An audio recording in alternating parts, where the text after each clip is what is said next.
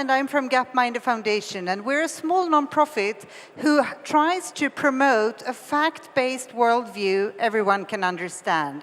So I would say what I'm going to do here today is trying to give an overview of sort of statistical trends and so on, and I'm not going to be so high-tech, rather low-tech. So let's go.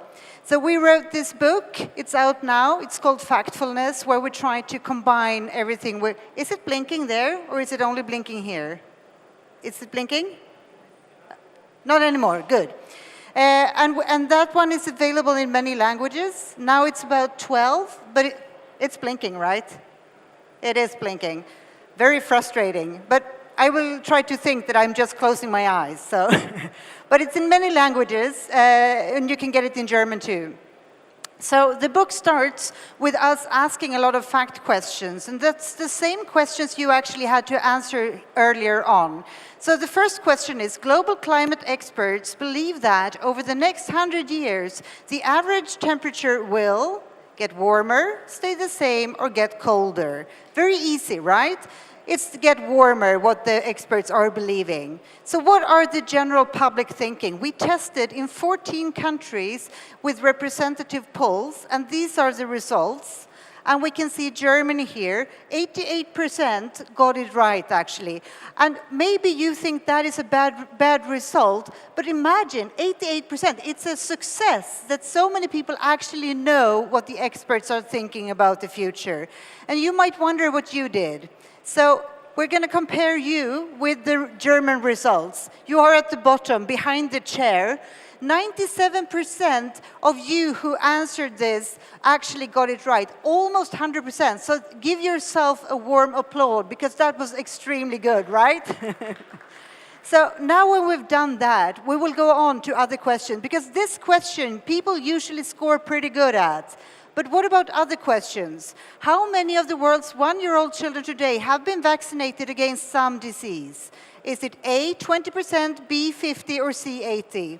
80 is the correct answer, and this is the results. Not as impressive anymore. Germany, 6% got this right. Just imagine, that's a very tiny percentage. So if we would have asked this question at the zoo to a chimpanzee who cannot read or write and told it to pick A, B, or C, just, without reading the question, this is where the result should be, 33%. And this is symptomatically, when we ask questions about the world, people are getting much worse results than the chimp in a lot of places. So don't feel any pressure, but now we're going to see how you did. Unfortunately, it's behind the lamp here, but we will have to try to remember. 17, it says, behind the chair. I'm so sorry.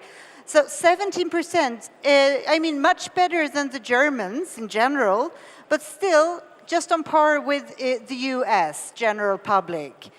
And we have actually asked this question in a lot of different conferences. Just to give you some flavor, this was the World Health Summit, where my husband Ola spoke after Angela Merkel, and this was their result. It would have been better not reading the question. Davos, Nobel laureates, it's a meeting in Lindau when they meet with this professional, super good scientists. And this one is actually, I saved the best for last. One of the 5 largest banks, we are not allowed to disclose which one, but it's one in the 5, and only 4% got this right. So just imagine, we're dreaming about the future, but we have a very hard time understanding the global scope of today. In the last 20 years, the proportion of people living in extreme poverty worldwide has halved, same, or doubled. You see, we have very big discrepancy between these different alternatives. Halved is the correct one, and this is how people were answering.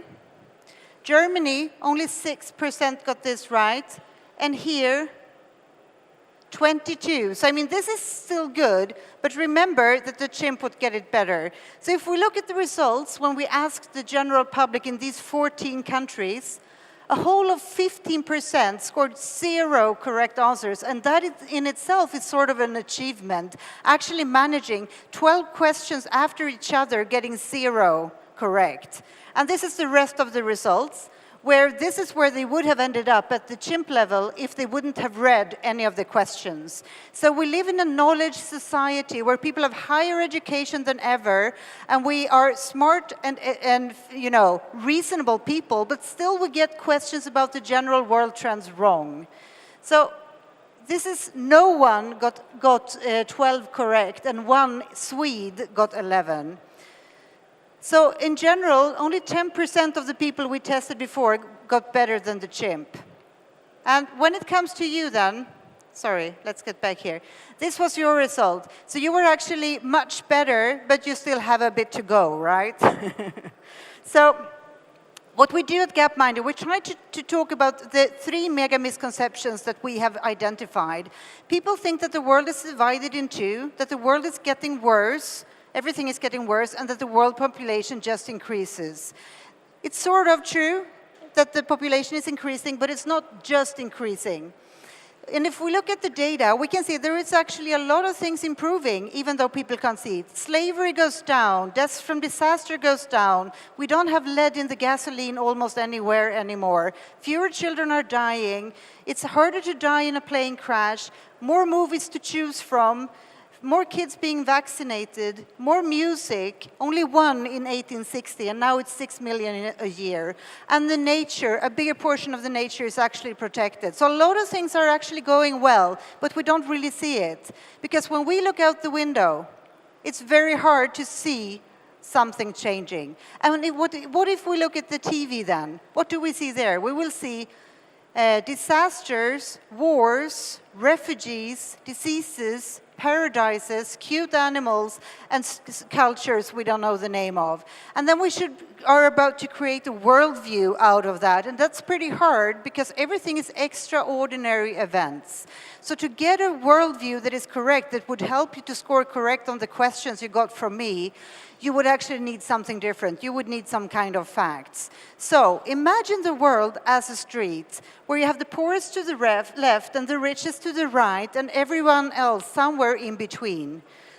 This is what it would look like. We've asked Swedish students where they think they belong on this street. Basically, it's the global income distribution, the 7 billions. And the Swedish students, they think they are here, in the middle of the world income distribution.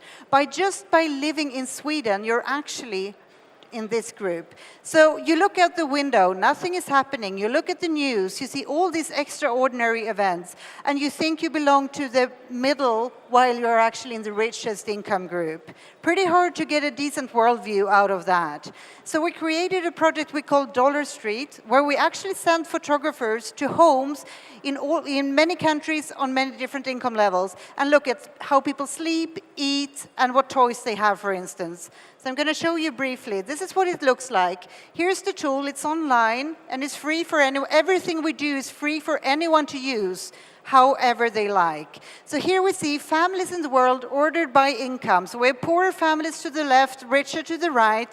Here are the families we have visited so far. You can see it's a bunch of them. And what we can do now, we can go here and we can actually click beds and see what the beds look like. And this way we can see what life is like in most normal houses in the world to compensate for the extraordinary imagery we see in the news. And remember when I said that the Swedish students thought that they were in the middle. We can zoom in by filtering the street like this to look only at the middle income beds. And this way the Swedish students would see that this is not what their beds look like. We can go down to the poorer end, and this is not a typical Swedish bed either.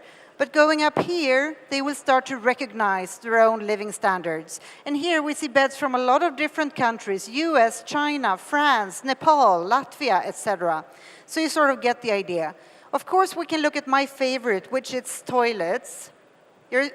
It's a very rare thing, I guess, to go to people and look at their toilets. So here we see white porcelain water flushing toilets. Seem to be something people actually like to have in all these different places. But remember, we are in the richest part right now. So let's zoom out. This is a more representative image of toilets globally, just so we can keep that in mind. So you sort of get the idea. But not everything works as photos. Of course, we need to ask a lot of questions to be able to place the houses on the street. We also look at how people do certain things. We've been looking at toothbrushing. Now I realize I forgot to check that the sound works, so you will have to imagine sound, okay? So let's see here. I don't know if anyone recognized this guy. So it's Bill Gates brushing his teeth in his own bathroom. You can see, this is how we had a bit problems actually placing his house on the street though, so he sort of destroyed the model. But let's go for a more normal model. So here we have toothbrushing starting at the richest end, going slightly slowly downwards to the poorer end. And look at the toothbrushing. Plastic toothbrushes and toothpaste, a very common way of doing it. When we come down here, she's very serious, but other than that, it's the same. Coming down to the poorer end, we still see the plastic toothbrushes, but when we're down in the absolute poorest part, we start to see people using sticks or even their fingers to brush their teeth. So therefore, this image, we don't tag it only as a wall, we also tag it as toothpaste, because that is how she is using it. So if we zoom in at the US on the street, this is the distribution of people by income in the US. We visited a family in the richer end, Howard, a family in the poorer end, Hadley's, and this is their cutlery drawers.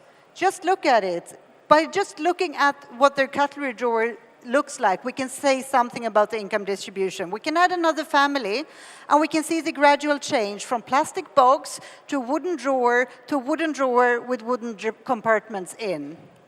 We can look at kitchen sinks, living rooms, etc. We can do the same in China. 3 houses in China, 3 homes, families, their homes, and then we can see their sofas and their stoves.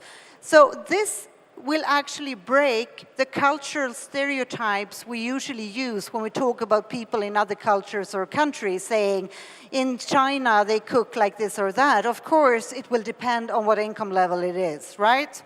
So now we can compare China and the US. We take 2 families in different parts of the world, but neighbors at the Dollar Street, and we look at their bedrooms. We look at their brown leather sofas, and we look at the play structures just outside their house, both made in China. Maybe that's why they look so similar. We can do the same in the other end. We go down to Nigeria and China, pick 2 families that doesn't look to have much in common, but looking at their ceiling, their sofas, the grain, or the dinner, or how they are boiling their water, we can see it's almost identical. So by using photos as data in this way, we can actually learn something about how people really live beyond is the name, beyond cultural stereotypes and country stereotypes, just looking at everyday items. It doesn't look like the things we see in the news. Sometimes people say, but why do you make the problematic thing of actually sending photographers out? Why don't you just Google it? Well, this is what you get if you Google toilets, beds, stoves. You basically, when you Google, you will get what the richest 10% have or aspire to get. It doesn't give you a representative image at all, but our brains tend to think we get it because we see so many of them. So to understand the world, we recommend you to use 4 income levels on the street. 1, 2, 3, and 4. And this is how the world population is divided on those. And we are at this one, the level 4, by just being in this room, most likely. And to understand the world more easily, we could say at level 1, 1 billion people live, and they have to walk if they are going somewhere. Level 2, you will probably have access to a bike. Level 3, you have access to a motorbike. And level 4, you have some kind of access to a car. That is roughly how we can understand the world. And when we talk about the Internet of Things, we very often end up here or far beyond. And we tend to forget about these other groups. So we also need to know where people live. So there are 7 billion people.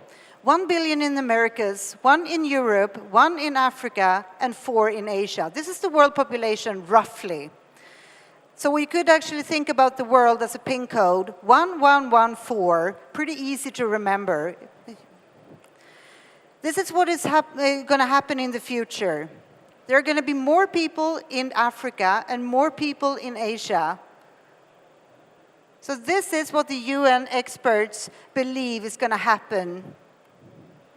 If we divide America and Europe into the classical West, in the future, we will be 8% of the world population, 92% will be down here, and I think that is very important to remember, so we're humble and nice enough so we can actually join and be part of the world market, which is not going to be here. Anyone knows these two guys? One. Yes. If you get the name, any more? Those are the CEOs of Microsoft and Google. Both are born in India, educated in India, and they got their jobs afterwards. In these global companies, it's no longer going to be Europeans and Americans in that scape we tend to think here. So going back, this is the world population by region, and this is how you can see them broken down on the different incomes. You can see most of the world population lives on level 2. And you see, of course, that most of the blocks are actually pink because they are Asians. And just so to give you the remembering, most people are on the bike level, okay, level 2. That is where the world market is today. And that is actually going to change. If we move upwards, this is what's going to happen in 2040. This is a rough approximation if the trends continue as of today, and it's our own calculation. Of course, things can happen, but most likely something like this will happen. The world market will be on level 3 just 20 years from now, and you can see it's going to be a lot of more people there, so maybe we should focus a bit on them. And then we're going to have a lot of Satya and Sundars actually leading the companies at level 4. So how do we do then to beat the chimp on the questions we had in the beginning? First of all, we need to have facts and frameworks to understand the world. And then we need to control our instincts. So we have done 10 rules of thumb that we think can be useful for that. I forgot I had this one. So I had this one in one hand and using the fingers to click on the other. I tried to take a step back. So the first one is the gap instinct. In our brains, we become over-dramatic because we think the world is divided in two. And we see huge differences, poor, rich, and we see conflict. We should always remember when we hear about the conflict and the extremes, the majority is probably somewhere in between. Then we always hear negative stories in the news. It's just getting worse. And we should remember that good news would most likely not get into the news. We never see headlines like this. Yesterday, all trains were on time again, right? Straight line, when we see a trend line, we think it's going to continue as it is of today, like this. But many trends are actually bending, and we have to remember that. A lot of stories we hear are driven by fear, and our brains like fear-driven stories. But we have to remember to calculate the risks. When we see spiders, many of us get panic, while it's going to be the cars who kills us statistically. Then we have the size problem that we hear about huge problems all the time, but we forget to put it in proportion, comparing and dividing. So we should remember when we see a single number like this that we need a context. This is 4,489,000 children under the age of 1 died in 2016, according to the UNICEF. 2015, it was even worse, and 1950, it was much worse. So even though the 2016 number is horrible and bad, it's actually better than it was before. And keeping in mind that something can be bad but better at the same time is important. Then we have the generalization. We tend to group things too much, but we should be careful doing that, of course. I think all of us have seen these refugees coming over the waters, and it's very easy to group them into one. I saw a news article in Spain that I liked, this one. One of the boats ended up on the nudist beach in Gran Canaria, and I'm just wondering, the people who actually risked their lives to cross the ocean, was this what they were hoping to see when they were coming to Europe? Nude, pink men. And that was the first sight. Probably no one warned them before risking their lives getting over the ocean. We have the destiny instinct. We tend to think that everything will stay as it is, while in reality, most things are slowly moving.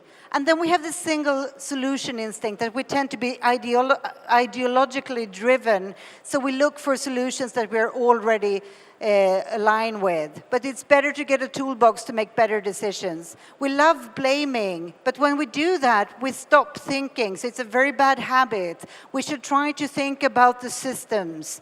And then worst of all, maybe, the urgency instinct, that when we are emotionally engaged, we want to act and we think it's now or never. But very often we can take small steps, one step at a time. So those, basically, by keeping those in mind, we can hopefully help calm our over-dramatic brains and actually just compensate and have it remember the overview. So when we see news, maybe we should have, as we have on the cigarettes, a warning saying that the news often makes things seem very alarming, just to remind ourselves. So Gapminder then, I see I'm eating up my minutes. The method we are using at Gapminder is first we're trying to measure what people actually know. Then we want to explain using frameworks. Then we want to teach factfulness, which is basically these thinking habits, rules of thumb. And then we do courses and certificates to actually teach people to do it better. If you do the test online on our website, and if you score 100% correct, you will actually get a diploma in your inbox. We have done it on the TV in Sweden, we have done it at schools, and we have a social entrepreneur hub in Sweden, and they are actually not hiring anyone unless they pass the test, so they at least have some basic global knowledge. Because when we're about to make big decisions, using a lot of money, investing for the future, if we are completely wrong about today, how can we know anything about the future? So if you want to see the tools we have and use our material, go to gapminder.org or dollarstreet.org. We need more homes for the Dollar Street, so everyone here can participate. And we do want to actually certify organizations and companies. And you can find us here. We do have a Gapminder Facebook page. And here are the others if you want to reach us and if you want to get in contact. So thank you very much. Sorry for talking so long, but I will actually say that it was delayed in the beginning. I will. Thank you. Fantastic. Thank you. Come on. I mean, I was listening and I said, I don't want you to stop. So don't worry, we'll take just a few minutes to... Sure. So many questions, so little time. First, I love what you started with, because there's clearly this tendency we all say we're in the middle class. You ask, no matter who you ask, everybody's in the middle class. To your graphics about being everybody's in the middle, right? I've lived in emerging countries, the Philippines, for instance, so I know that we're clearly not in the middle class. But is it at all a very comparative? So at the end of the day, we tend to want to compare ourselves to what we know. So is your message to try to compare yourself to what you don't know? I think my message is that I think we very often compare with our closest neighbors, and we can always see that they are either richer or poorer. And what we tend to forget is the global overview. So we try to add that aspect. But I mean, it's pretty easy to learn, right? So no, it is. But it still requires, I think, the willingness to. Right? And you said at the end, not to be controversial, to say at the end the news should be coming with a warning, like for the cigarettes. Sometimes as well, the news tends to, first, like you said, to talk about the negative stuff, because that's, clickbait. It's easy to, oh, wow, something happened. But also maybe sometimes they do not cover stuff that is too far, because it's easier, I live in London, to talk about something that happens in London, and then I have no news from, let's say, my home country, which was Switzerland or others, because, well, it's already too far. So if Switzerland is too far, then suddenly Nigeria or the Philippines are like planets away, right? Yes. So I mean, I don't think the news are lying that much. I think they are reporting as good as they can in most cases. So I'm not complaining at all. It's just that we cannot get a worldview by reading the news, because the news will show us everything that is unusual, and we cannot get a picture of what is usual by just looking at exceptions. So I think the news should continue reporting things, bad things happening. But it's a bit sad, because because places very far away, we only hear the bad things from those places, and then the world tend to seem very scary. Yeah, it's true. So I think that is a actually, I problem. always say, so many people here in the audience are entrepreneurs themselves, and I say that at the end of the day, a good entrepreneur or innovator or someone who is interested, he's like a good traveler. You go to a country with an open mind and you kind of figure it out, and you realize that, well, it's not exactly what I've been told, I meet nice people. So do you agree that maybe today, I know it's a very privileged situation to be able to travel a lot, especially people like us, we have access to 150 countries without visa, but do you think it's also something that you would encourage people to try to meet the other? Yes, of course, I think people should travel, but I think it's unrealistic to think that people will to that extent. Because if we save up money to go somewhere we really would like to go, most likely we want to do exotic and fun stuff, which means we will still not see everyday life. Yes. And we tend to forget that because we will most of us will stick to flushing toilets, and then we are basically at the far end, level 3 and 4 already, even though we are in a country on a lower level. So I think the Dollar Street is an attempt for school children, and actually also as an R&D tool to actually get the overview of all these environments we cannot afford to research ourselves. And it's a bit stupid that all these big companies go out and do their own research, trying to figure out how people are really living on different income levels, instead of sharing those informations with not only with each other, but also the school. They can keep their own conclusions private, of course. I mean, that's reasonable. But why should everyone go out and grab their own tiny piece, because they will get a fraction and make very bad decisions on it. So this would be a better way. So please join and add homes. Actually, apologies, it's true, the way I phrase the question is very self-centered, because I travel like that. I do road trips in the middle of India. There's no Google Maps and nothing. So obviously then I'd think, oh, this is how you should travel. I don't go to flashy hotels. And I think so too, but but it's, you need to do it too. So maybe because of that, this website you created, these pictures, I went to see it obviously before meeting you to actually realize what it is. I believe you also are a photographer, are you not? Or are you trying to be? Yes, or I was actually... You're also a middle-class photographer, we're always in the middle, right? You're a very good photographer. She's a very good photographer. No, I actually... The idea of actually mixing statistics and photos, because we have a lot of other statistical tools where everything started by doing them.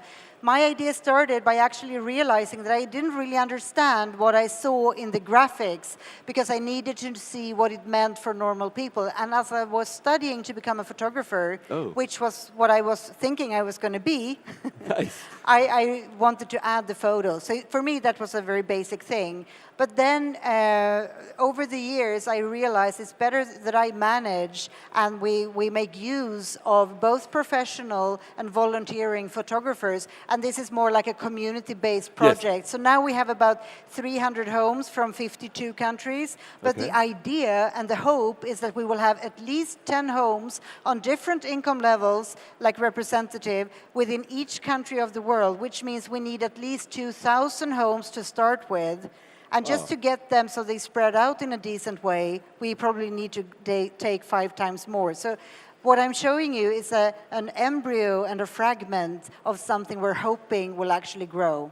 But in the line of what you're saying, which is the world is getting better, and I think we have to, again, I lived in Asia, actually, like you said, I think, I use the word downtown. Asia is a new downtown because everybody's located there. There's 5 billion people already, so the center of the universe has moved there. But you see that the rise of technology, also someone who prefers to talk about people and technology, but the fact that you can have a phone for $25, which is probably as powerful as our phone 4 or 5 years ago, which already were quite powerful, means that these people can take these pictures themselves and send them to you.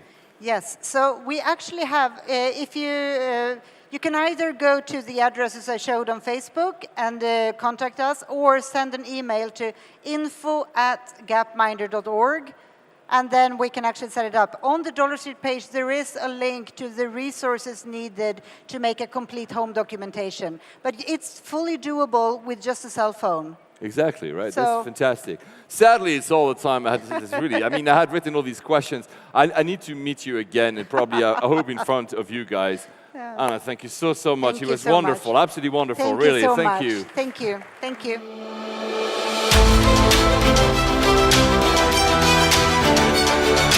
you.